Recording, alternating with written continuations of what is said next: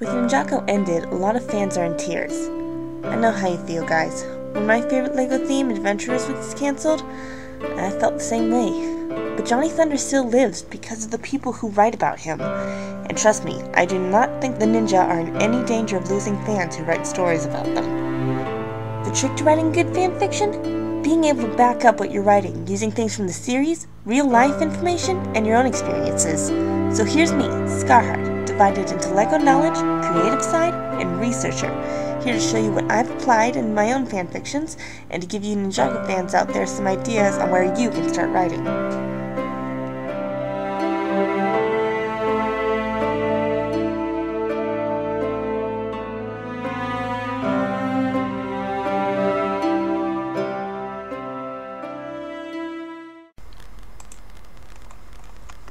Note: this episode contains spoilers for episodes 7, 10, 20, and 23.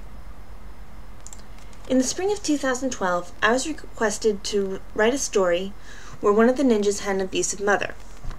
I know, harsh, but a request is a request.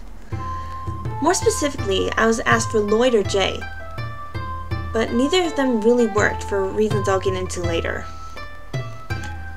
So in the end, the requester and I decided that instead Cole would have the abusive parent. But why Cole? I certainly don't have anything against Cole. He's got a good attitude, great leadership skills, and he's very dedicated. He certainly doesn't deserve to have an abusive mother, and I made that clear in the fan fiction.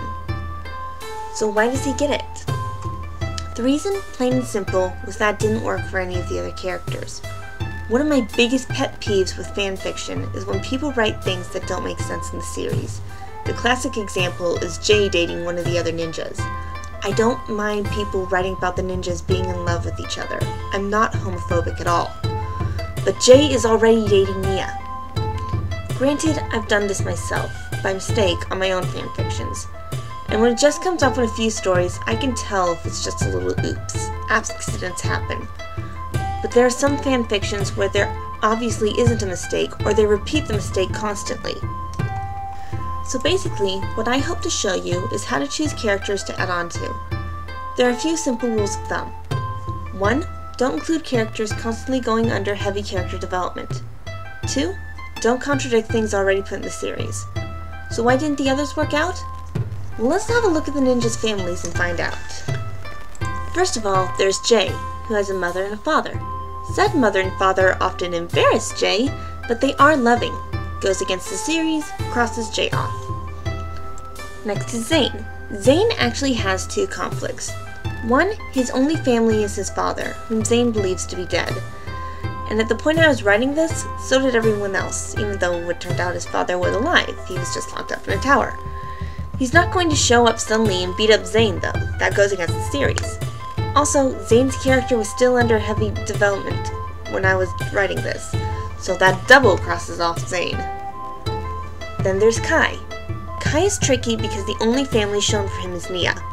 We hear a lot about Kai's father, and he's obviously a good guy, so in theory, Kai could have worked with an abusive mother, but he was still under heavy character development at the time I was writing this, so that crosses Kai off.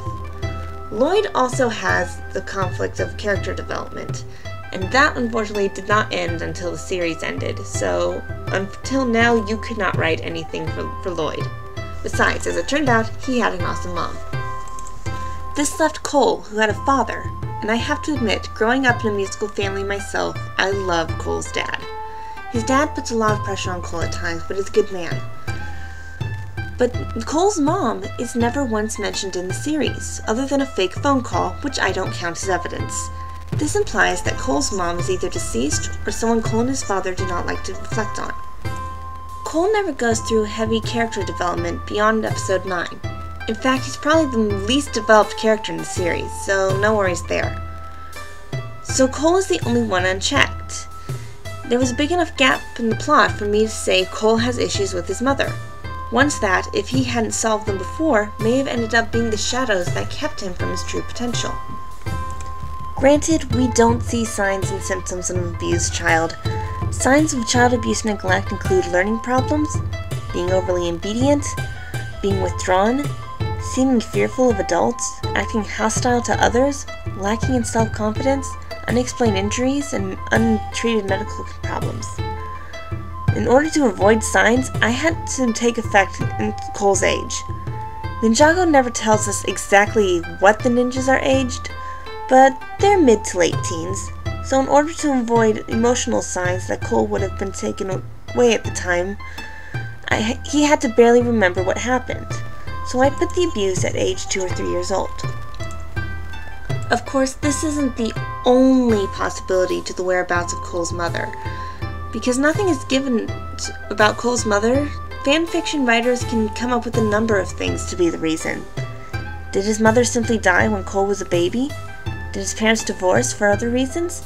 Maybe Cole was adopted. So, in short, I encourage people to fill plot holes and gaps in Ninjago stories. God knows that the series is full of them, especially after the time traveling episode. Seriously, LEGO, save the time traveling for Doctor Who. So happy writing and happy plot hole and gap filling. Next time, I'll go over one of the most popular things to do in fanfiction writing. Wait, I thought episode 3 was going to be about filling in one of Ninjago's biggest plot holes. Change of plans. This topic had to be covered sooner than expected. Oh man, I was looking forward to the plot hole filling episode.